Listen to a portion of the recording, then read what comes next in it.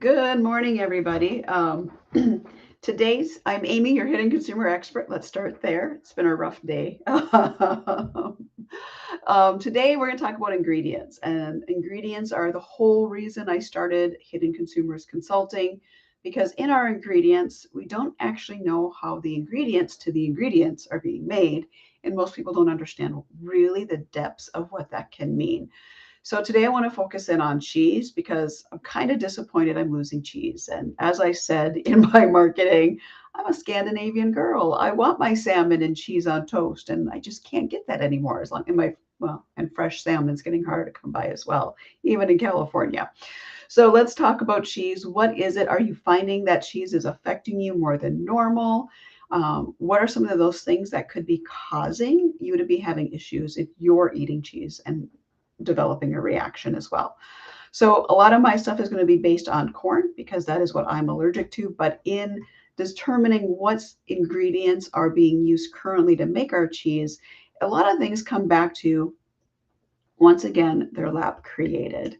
So, a majority of people who start to have reactions to food are having reactions to the lab created ingredients that are being put into what we would think of our natural food.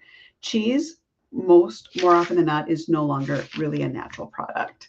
And that's just the unfortunate side of the American culture we live in. Haha, pun. Sorry, it's early. um, Here's the thing.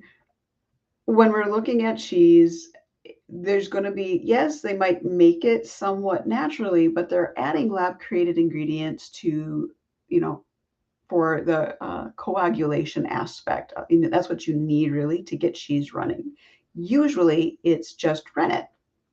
But when you see different things like vegetable rennet, this is where things get interesting. And I wish I would have dived into this more in the book because this really brings in one of the hidden consumers I talk about, which are vegans and vegetarians. Um, Most people assume, from what I've talked to others, if it says vegetable rennet, they actually assume it's developed just for vegans, so it's a vegan friendly rennet because the how vegetable rennet or most rennet most people are the rumors are is that almost all of our rennet comes from having to kill cattle or cows or calves in order to get the enzyme out of the stomachs. So this is where it's really important to understand where the vegans and vegetarians are coming from. But then what's the flip side? Where are we getting that rennet and what does it mean by vegetable? So in my case, I'm a super sensitive. So anytime I see the word vegetable, it can be made from corn. Like I don't care. Like somewhere corn is involved because it's a vegetable. That's just how things are.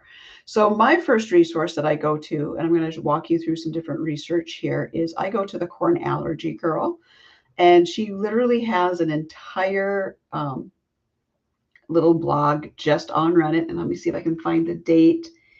I don't know if I can see the date on here of when she wrote this. It was 2014, so it's 11 years old. So it's dated because things have changed a lot in the world of how we make lab created ingredients. But it's a great source as to where's the corn, at least in cheese, which it's everywhere. Packaging, repackaging, production, and packaging and production and processing are a huge part again of my book. So I talk about that, and I do reference a lot the Corn Allergy Girl because she's where I got my understanding, so I could eat safely in the United States, which isn't really safe anymore. But there you go. So you've got a variety of different types of rennets that go into your cheese. We've got microbial, we have animal, and then there's vegetable. Now, usually cheeses are going to say that I've discovered either just say rennet and they don't tell you which rennet, it's just rennet, or they are putting vegetable rennet. And what I've discovered is the cheeses that say vegetable rennet, I cannot tolerate. And that's where I'm losing cheeses. So one of the places I go for cheese, since I've lost my importer, I used to do a cheese importer, but her business closed a few years ago. I have to go to Sprouts, and Sprouts very rarely has a selection of non vegetable rennet cheese. So in my case, I usually get 1 or 2 cheeses, and then I still currently have a traditional goat cheese that's made there, that I actually use to make cream. So there's a couple of things, but I'm starting to notice I'm having more and more reactions, and that could be something else entirely.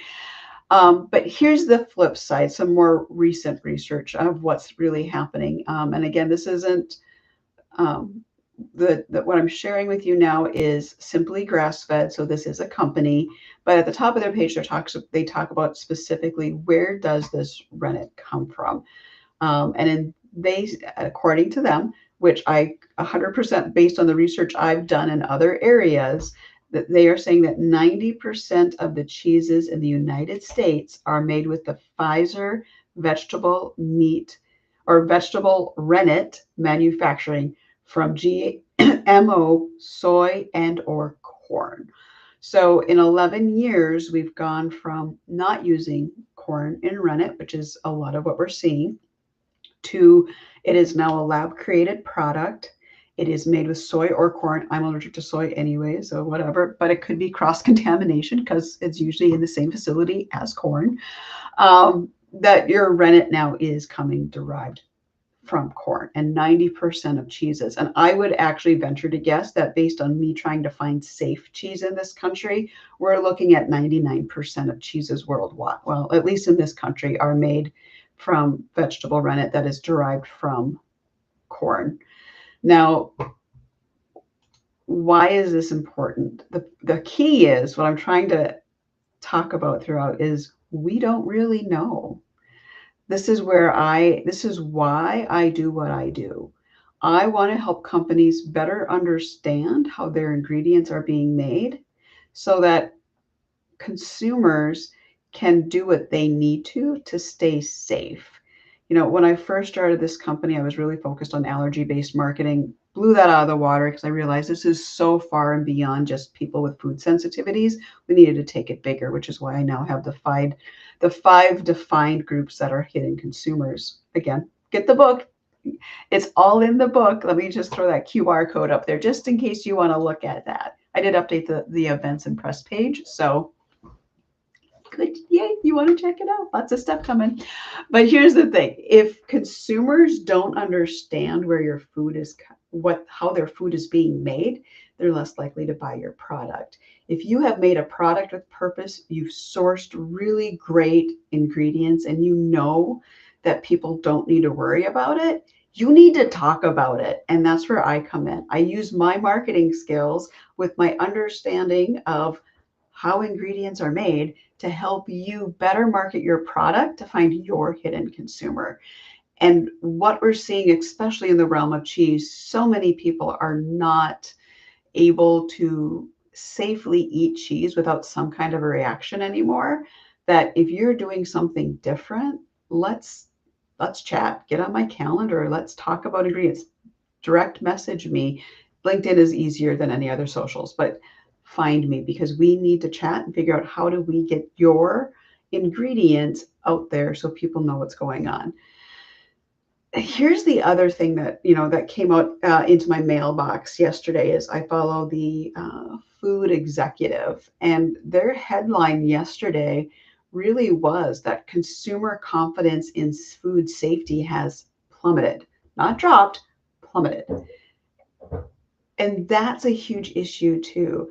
So if you want to increase consumer confidence in your product, we need to really actively talk about what's in your product and talk about why your product is different and why your product with a purpose is important for everybody else. So if you're curious, you want to learn more, direct message me. Let's start a conversation. I'll send you my calendar link. Buy the book. It's coming out September 16th. And if you go to the press and events page on my website or on my book website, you will see that September 3rd, I'm having a major day. It's an all day, 3 different events for the book, promotion, chance to meet and talk to me as well, and network. I'm running my own network mixture on that day as well. So if you're curious, you want to learn more, reach out. If you are a hidden consumer and you are struggling with food and you don't know why, pick up the book. There's a lot of things in there that will help you. But get signed up for my newsletter as well, because especially the book newsletter is going to be more designed for consumers. But I'm going to be launching some services just for consumers. How do we go about asking questions and getting the right answers from companies? And if they can't answer your questions, should you buy it? There you go. So get on my newsletter. Let's take advantage and use where we're at right now politically to really get some changes going so that everybody can shop safely at a grocery store. Have a great day. Let me know if you have questions, and I hope to